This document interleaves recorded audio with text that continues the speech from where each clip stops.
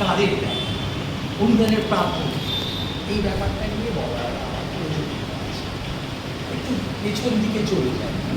ভারতবর্ষের ইতিহাসে আমরা যে কোনো শিল্পকলায় যদি দেখে থাকি, ধরুন ওই ভদ্রলোকের কথা, বাবা আলাউদ্দিন খান, পূর্ববঙ্গের মানুষ, সব ইনস্ট্রুমেন্ট বাজায়, খুব গরিব, চলে গেল কোথায়, মাইহার রাজার কাছে, মধ্যপ্রদেশে। কেন?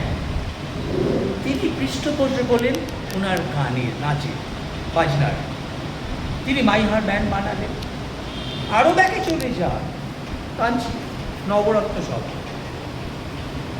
রাজা মহারাজারা এককালে সমস্ত কলা কুশলীদের স্পন্সর করত। গ্রামের জমিদার, যাত্রা হচ্ছে, পয়সা লাগছে না, যাত্রা পার্টিরা খুশি, আমরা রাজার কাছ থেকে টাকা পাবো, টিকিটের কথা মাথায় নেই, গ্রামবাসীরা দিচ্ছে। তার মানে এই যে পৃষ্ঠপোষকতা, স্পন্সরশিপ, যেটাকে যে অ্যাঙ্গেলে আপনারা বলুন, গ্র্যান্ট, অনুদান, এটা আমাদের ভারতবর্ষে দীর্ঘদিন ধরে চলে এসেছে। পৃথিবীর অন্যান্য দেশে কিন্তু এই কালচারটা নেই। অন্য দেশের কালচারটা যদি আমরা ভাবি, কারণ আমাদের প্রতিবেশী যদি ভাবেন সভ্যতার কথা, তাহলে রোমান সভ্যতায় আমাদের অন্য ধরনের কালচার। তারা নিজেরাই অনেকটা সংস্কৃতি মানুষ।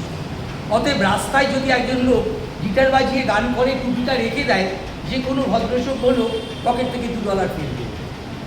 আমাদের এখানে গান গাইলে আমরা দেবো না, আমরা পাশের দোকানে গিয়ে হয়তো কোল্ড ড্রিঙ্কস খাবো, ঝুড়ি ভাজা খাবো, অনেক পয়সা নষ্ট করবো। কিন্তু চমৎকার একটি ছেলে গান গাইছে, বাউল গান গাইছে বা ছবি আছে, আমরা কিন্তু আমাদের মানসিকতাটা নেই। সেটা একটা আমাদের বড় প্রতিবন্ধকতা। আমার নিজের ব্যক্তিগত স্তরে বোঝে, আমি খুব মানে দারুণভাবে এগুলোকে অবজার্ভ করেছি আর নিজের পর্যবেক্ষণ করেছি। ভারতবর্ষ একটা অদ্ভুত ধরনের দেশ, একটা বিশাল জনসংখ্যা, 150 কোটি, পকেটে পকেটে ভাষাগুলো আলাদা। থিয়েটারের সঙ্গে একটা গ্রুপ লাগিয়ে দিল কি? আরে গ্রুপ থিয়েটারটা কি? যে কোনো থিয়েটারই তো গ্রুপ করলে করতে হবে। তাহলে হাতিবাগান পাড়ায় যারা থিয়েটার করতো, কিন্তু চালু ভাষায় আমরা বলি ব্যবসায়িক থিয়েটার, কমার্শিয়াল থিয়েটার, সেটা একটা গ্রুপ না, তার দল নয়। মানে গ্রুপ কনসেপ্টটা কে বলবে? এই গ্রুপ কথাটার মানেটা কি?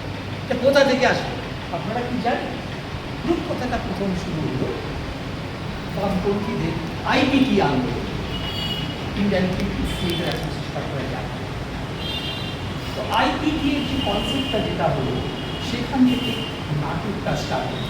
আমি কিছু তথ্য আপনাদের জন্য নিয়ে এসেছি, আপনাদের কাজে লাগে। এই যে আইপিটিএ, সে প্রথম শুরু করলো গ্রুপ থিয়েটার, এবং তার মধ্যে এটা হচ্ছে 1940 সালের ঘটনা। 1940 সালের ঘটনা, এবং তারপর থেকে সরকারের কাছে তারা ডিমান্ড করলো যে যে কোনো শিল্পকে সরকারকে দিতে হবে। এটা হচ্ছে 1943 সালে গ্রুপ থিয়েটার নামকরণ ভারতবর্ষে চালু। তার আগে থিয়েটার রয়েছে, যাত্রা রয়েছে, গ্রুপ শব্দটি আছে, তারপরেও থিয়েটার রয়েছে। তাহলে এই গ্রুপটা কি? এই গ্রুপটা মানে হচ্ছে সাদা বাংলায় যারা ফুল টাইম থিয়েটার বা যাত্রা শিল্পী নয়, তারা চাকরি করে, কেউ ডাক্তার, কেউ ইঞ্জিনিয়ার। আর তাহলে গ্রুপ থিয়েটার তারা নয় যারা ফুল টাইম নাটকের উপরে ডিপেন্ডেন্ট।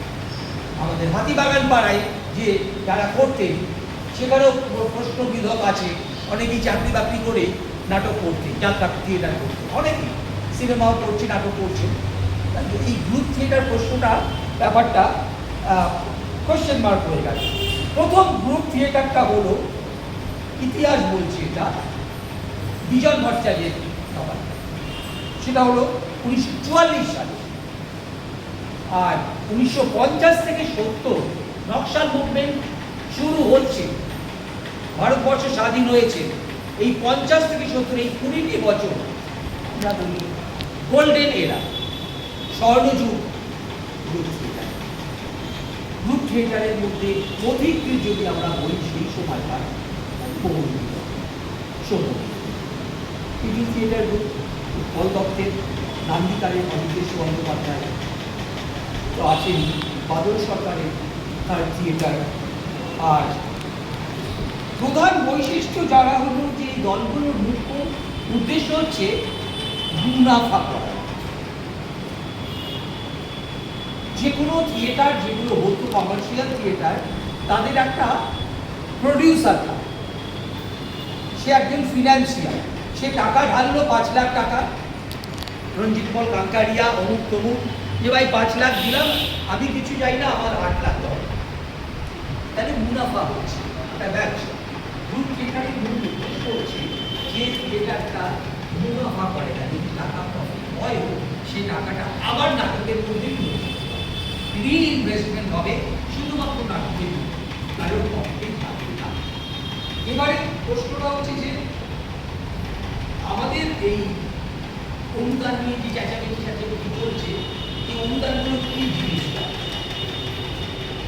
অনুষ্ঠান ব্যাপারটা হচ্ছে যে আপনারা জানেন যে ভারতবর্ষে অনুদান দেওয়া হয়, ভারত সরকার দেয় এবং রাজ্য সরকার দেয়।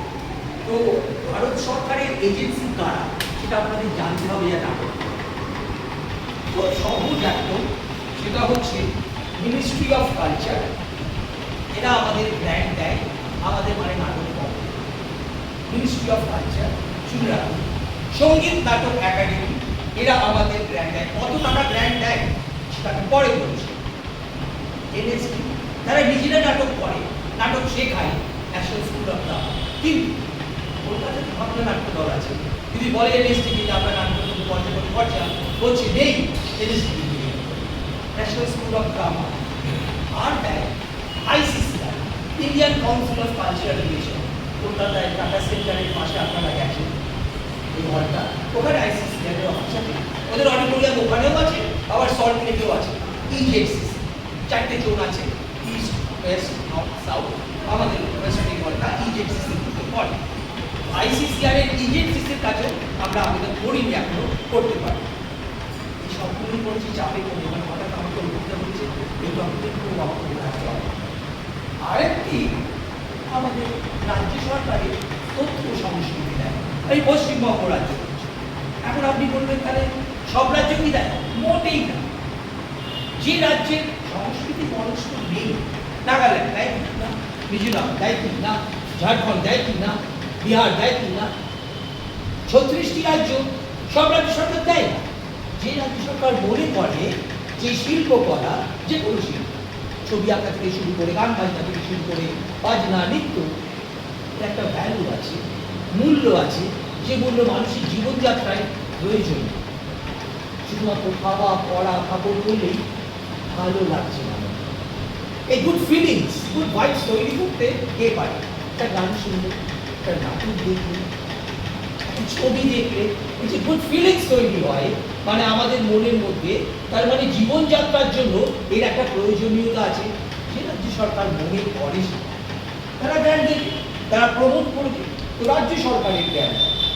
এবারে যেটা আমি আপনাদের বলার চেষ্টা করব, তাদের ছোট নাটক দল ভাবনা, তাদের টাকা করি নেই, লবিবাজি নেই, রাজ্য সরকারের কাছে বললো, হলো না, করে নিলাম। কেন্দ্রীয় সরকার এগুলো বললাম, হলো না, লবি নেই। তাহলে কি আমরা মনে যাব না? অনেক প্রাইভেট এজেন্সি আছে যারা দেয়। এর মধ্যে সব থেকে ভালো এজেন্সি আমি কথাও বলেছি, টাটা। টাটা ট্রাস্ট আছে, টাটার অনেক কিছু আছে। তানিস্কো টাটার, আবার টাকা তেলও বার করে, আবার টাকা লোহাও বানায়, অনেক কিছু টাটা। কিন্তু টাটার ট্রাস্ট আছে, সেই ট্রাস্টের কাজ হচ্ছে শুধুমাত্র সৃজনীমূলক। আরেকটা কথা বলতে ভুলে গেছি, আজকে তারিখ আশুরা 21শে এপ্রিল, আজকে international creative and innovation day. আন্তর্জাতিক স্তরে আজকে হচ্ছে সৃজনী ডে, এবং এটা কিন্তু রাষ্ট্রসংঘের ডিক্লেয়ার করা ডে। একটা অদ্ভুত দিনে আমরা আজকে আলোচনা করছি, একেবারে কাঁপে কাঁপে মিলে গেল, দারুণ দিন, ভুলে গেছিলাম। ন্যাশনাল, আজকে international creative and innovation day, রাষ্ট্রসংঘ দ্বারা স্বীকৃত। সমগ্র বিশ্বে আজকে সেমিনার হচ্ছে এই সৃজনী। কারা দেয়? তাহলে টাটা ট্রাস্ট, এরাও টাকা দেয়।